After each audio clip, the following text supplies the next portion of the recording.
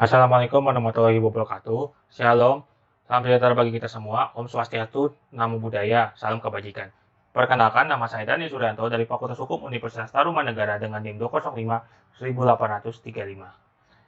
Pada kesempatan kali ini, saya akan menjelaskan mengenai analisis tindak pidana perbankan dalam kasus pembobolan rekening Ilham Bintang dengan metode IREC yang terdiri dari issue, regulation, analysis, and conclusion. Yang pertama, kita akan mulai membahas dari isu hukum atau fakta hukum dari Ilham Bintang terlebih dahulu. Pada tanggal 4 Januari tahun 2020, Ilham Bintang sedang berada di Sydney, Australia untuk mengunjungi anaknya di Melbourne. Ketika sampai di bandara Sydney, sinyal handphonenya menunjukkan gangguan jaringan, tapi beliau tidak menghiraukannya. Padahal handphonenya sudah dipakaikan roaming sebelum keluar negeri terlebih dahulu. Pada tanggal 6 Januari tahun 2020, beliau ingin bertransaksi menggunakan mobile banking, tapi handphonenya tidak bisa digunakan. Karena apa? Karena adanya gangguan jaringan tadi. Kemudian beliau mengkoneksikan dengan WiFi juga tidak berhasil. Lalu, beliau mengunjungi kantor perwakilan Commonwealth Bank di Sydney, Australia, ternyata untuk mencari tahu penyebabnya. Ternyata uangnya itu telah hilang sekitar 25.000 dolar Australia dan hanya menyisakan kurang dari 20 dolar Australia. Pada hari yang sama, beliau melaporkan kejadian tersebut ke kepolisian di Sydney dan juga beliau memerintahkan seorang agensinya untuk mengecek di Bank Commonwealth Bank di Jakarta. Dan ternyata memang betul, ada penarikan uang setelah uang di dalam kartu tersebut, di dalam ATM tersebut setelah dikonversi ke rupiah. Juga kartu kreditnya pun juga dibobol, seperti BCA, BNI, dan Citibank pun sebagian kena kebobolan. Setelah kembali ke Indonesia, beliau mengecek langsung ke pihak operator Indosat. Dari pihak Indosat lah diberitahu bahwa telah ada penggantian SIM card baru di salah satu gerai Indosat, yang foto tersangkanya terekam dalam CCTV. Dari bukti CCTV tersebut, beliau melaporkan kasus ini ke Polda Metro Jaya pada tanggal 17 Januari tahun 2020. Kemudian, Polda Metro Jaya menindaklanjuti laporan tersebut dan menangkap para tersangka dan pelaku kejahatan berjumlah 8 orang.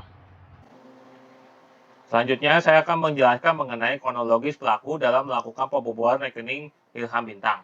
Pertama, D ini sebagai otak koordinator mengkontak si H sebagai penjual data pribadi, atau H ini dikenal sebagai oknum perbankan yang menjual data pribadi di media sosial. Kemudian H ini dibantu oleh siapa? Oleh HN dan R dalam mengumpulkan data pribadi yang dimintakan oleh si D. Kemudian setelah data pribadi dimintakan tersebut komplit atau lengkap, akan dikirimkan kembali ke si D. Nah, data pribadi yang lengkap itu akan dikirimkan ke si T. Nah, T ini sebagai apa? Sebagai otak pembuat KTP palsu dan SIM card baru. Nah, T ini juga akan mengontak si J sebagai pembuat KTP palsu. Nah, pembuat KTP palsu. Setelah itu, KTP palsu tersebut berisi apa? Berisi identitas korban, akan tetapi mukanya atau wajahnya diganti oleh si A sebagai wayang. Kemudian T dan A ini bersama-sama ke gerai operator seluler yang menghadap ke customer service operator seluler adalah si A. Kemudian si A ini memberikan SIM card baru kepada T. Nah, SIM card baru yang sudah diterima di T tidak dikirimkan oleh ke si D. Akan tetapi T yang mulai menghack atau mengambil alih email korban untuk meriset password dan mengambil alih data-data korban yang berhubungan dengan rekening perbankan korban. Selain itu juga dia juga mentransferkannya ke rekening pelaku, yaitu si D, dan beberapa rekening penampung lainnya. Selain itu si T juga menggunakan kartu kredit korban untuk belanja kemana? Ke e-commerce. Ke e-commerce ini belanjanya dalam bentuk apa? Bentuk emas. Nah, emas ini kemudian akan diuangkan untuk dikirim ke rekening pelaku, yaitu si D, dan rekening penampung lainnya. Kemudian pertanyaan yang muncul dari isu hukum tersebut, pertama, pasal manakah yang dapat menjerat para pelaku yang melakukan pembobolan rekening Ilham Bintang? Yang kedua, apakah hukuman yang dijatuhkan hanya kepada pelakunya, tidak kepada institusi yang menaungi pelaku tersebut? Yang ketiga, bagaimana solusi agar tidak timbul permasalahan dari kasus Ilham Bintang? Yang kedua, masuk ke tahap regulation. Regulation yang dikenakan oleh pihak kepolisian atau jaksa penuntut umum yaitu pasal 35 Junto pasal 51 ayat 1 Junto pasal 30 Junto pasal 46 ayat 1 Undang-Undang Nomor 11 Tahun 2008 tentang ITE, dan pasal 363 dan 263 KUHP, pasal 3 dan 4 Junto pasal 10 Undang-Undang Nomor 8 Tahun 2010 tentang pencegahan dan pemberantasan tindak pidana pencucian uang. Selanjutnya, yang ketiga, analisis tindak pidana perbankan dalam kasus pembobolan rekening Ilham Bintang. Pertama-tama, kita harus mengetahui dulu istilah tindak pidana itu dipandang sebagai kependekan dari tindakan yang dilakukan oleh manusia untuk mana ia dapat dipidana. Secara umum, suatu rumusan tindak pidana setidaknya memuat rumusan tentang, pertama, ada subjek hukumnya yang menjadi sasaran norma atau adresat norm. Yang kedua, ada perbuatan dilarang, baik yang dalam bentuk melakukan sesuatu, tidak melakukan sesuatu, dan menimbulkan akibat. Yang ketiga, harusnya adanya ancaman pidana. Tindak pidana perbankan adalah tindak pidana yang berkaitan dengan dunia perbankan, baik yang diatur dalam Undang-Undang Perbankan dan Undang-Undang Bank Indonesia maupun yang diatur dalam undang-undang lainnya. Jika dikaitkan dengan kasus pembobolan rekening Ilham Bintang, maka kita dapat sebut sebagai tindak pidana perbankan yang berkaitan dengan rahasia bank. Rahasia bank itu apa? Rahasia bank itu adalah segala sesuatu yang berhubungan dengan keterangan mengenai nasabah dan simpanannya.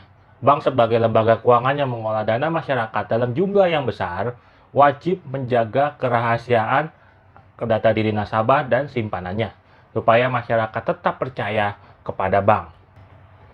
Pasal 40 ayat 1 Undang-Undang Perbankan mengatur mengenai bank wajib merahasiakan data nasabah. Dalam kasus Ilham Bintang, pegawai bank yang membocorkan data Ilham Bintang seharusnya dikenakan pasal 47 ayat 2 Undang-Undang Perbankan.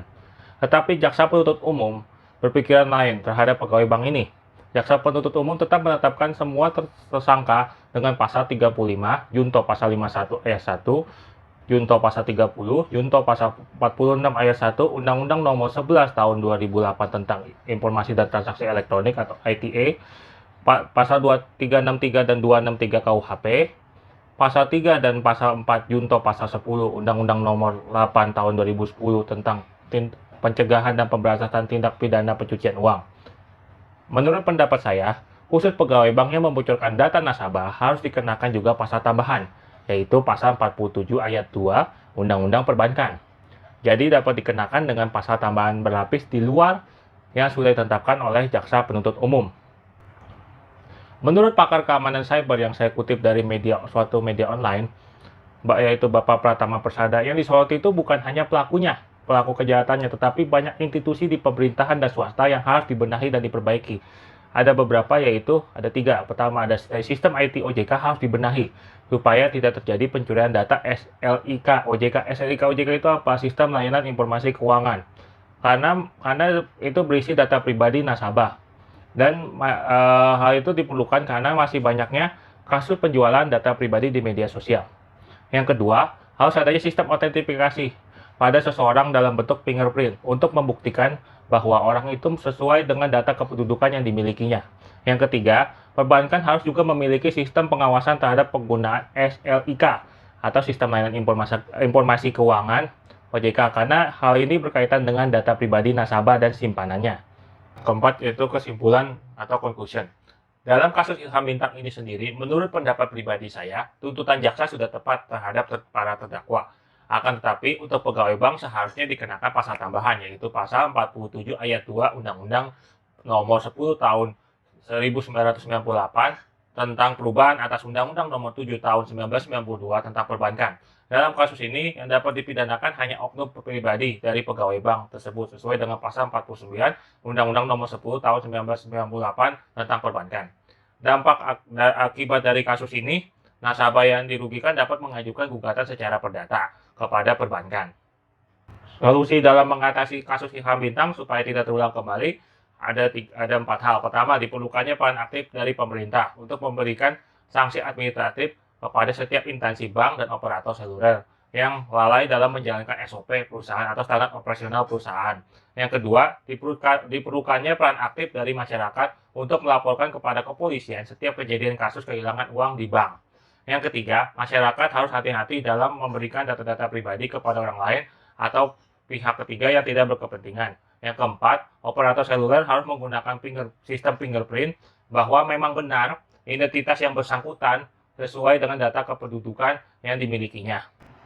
Demikianlah pemaparan analisis kasus tindak pidana perbankan. Mohon maaf jika ada salah kata pada pemaparan analisis kasus tersebut. Sekian dan terima kasih. Wassalamualaikum warahmatullahi wabarakatuh.